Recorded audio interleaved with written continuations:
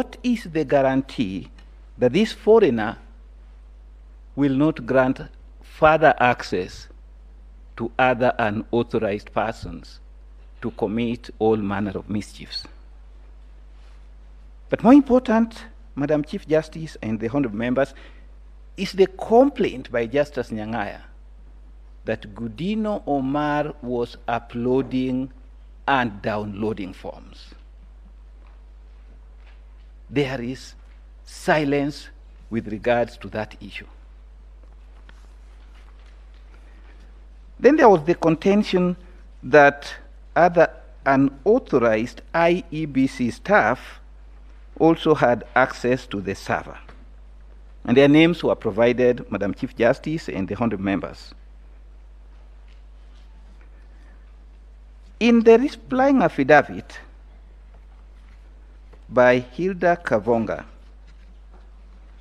again they make this admission, and with respect to one Abdidahir Maalim, it is argued, and I'm referring the court to paragraph 13, Roman 6 of Hilda's affidavit. She says, Abdidahir Maalim was a returning officer, and this access was limited to transmitting Form 34Bs and not to any other function. Madam Chief Justice and the honorable members, the list of all the returning officers,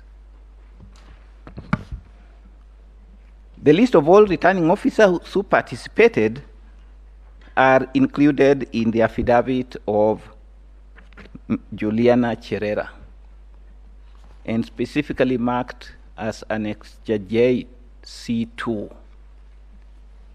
Unfortunately, the name of Abdidahir Mohammed does not appear.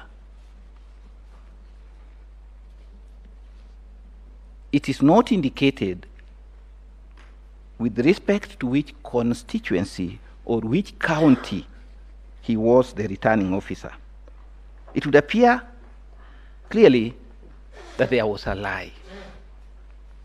Beyond that, the logs that were filed by Justice Nyang'aya were also analyzed by a forensic analyst, George Njoroge, and he submitted an affidavit to which he annexed a report.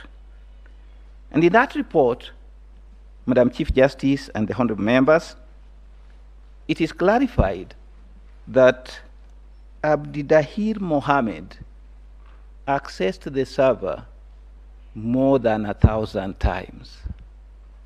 The question one would ask is, why would he access the server so many times? What was he doing?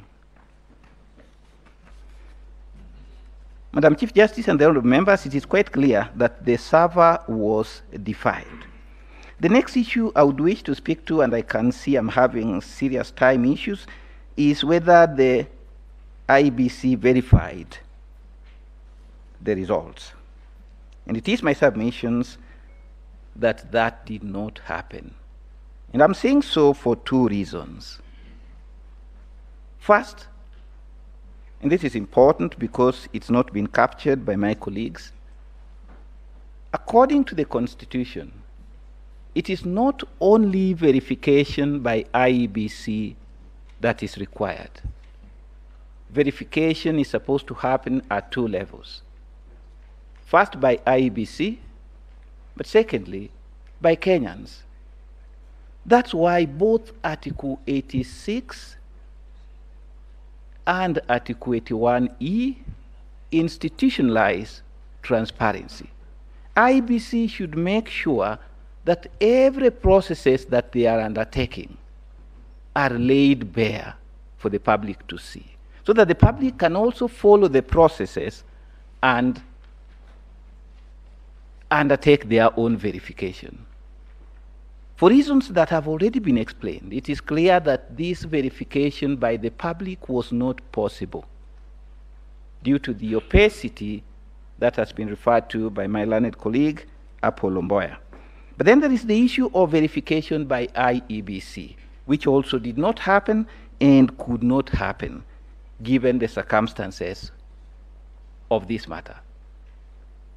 Madam Chief Justice and honorable members, you have been told how 4 Iebc commissioners were sidelined in the entire process. It is our submissions that it could not have been the intention of Kenyans that Iebc commissioners be reduced to spectators in a presidential contest.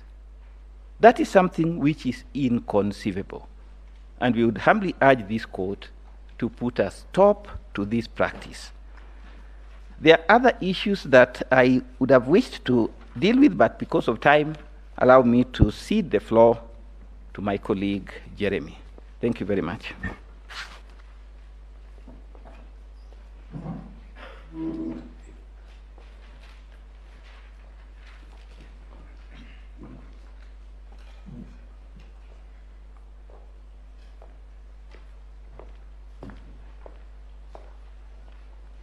Yes, my Lady the Chief Justice and the honorable members of the court.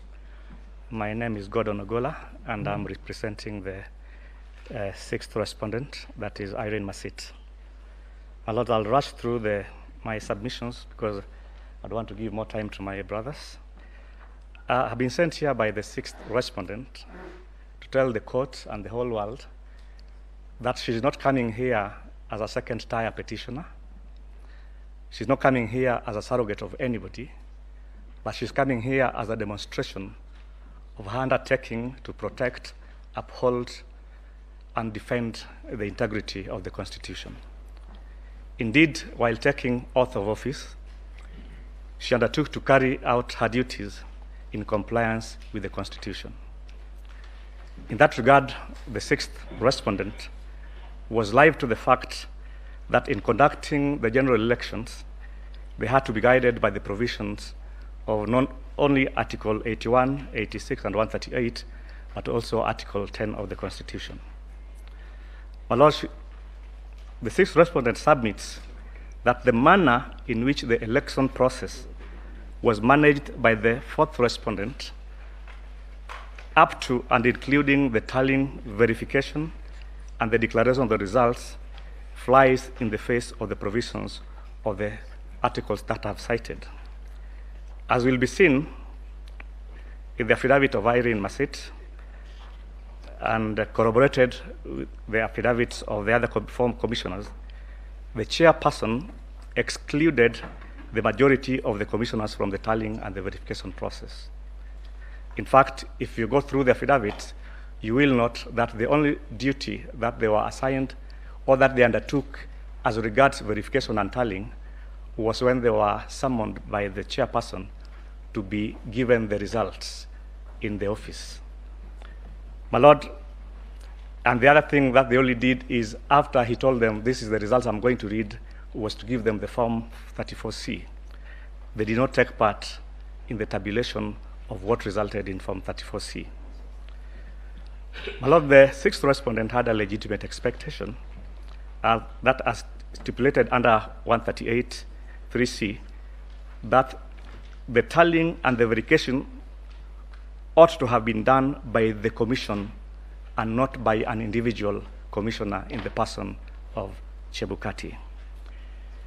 In fact, the exclusion of these commissioners did not start at that point while they were in Bomas, but it started at the point when he, Mr. Chebukati, unilaterally reassigned them duties that they would take at the floor of Bomas, which were completely at variance with the duties that they were holding as in the subcommittees that were running at the commission. My Lord, before the declaration of the results, the commissioners were expected to ascertain and satisfy themselves that whatever was being put into 34C was a true reflection of the contents of 34A and 34B, but they were never given that opportunity. My clients and the 3 commissioners have confirmed that they were not involved in the process at all that gave birth to 34C. My Lords, even during the declaration of the results done by the 4 commissioners, evidence that can be found in the affidavits shows that the only things they were given were handwritten pieces of paper with results in them. Those documents that they were given and which they were reading out to the public are not part of any accountable documents that can even be brought to this honorable court.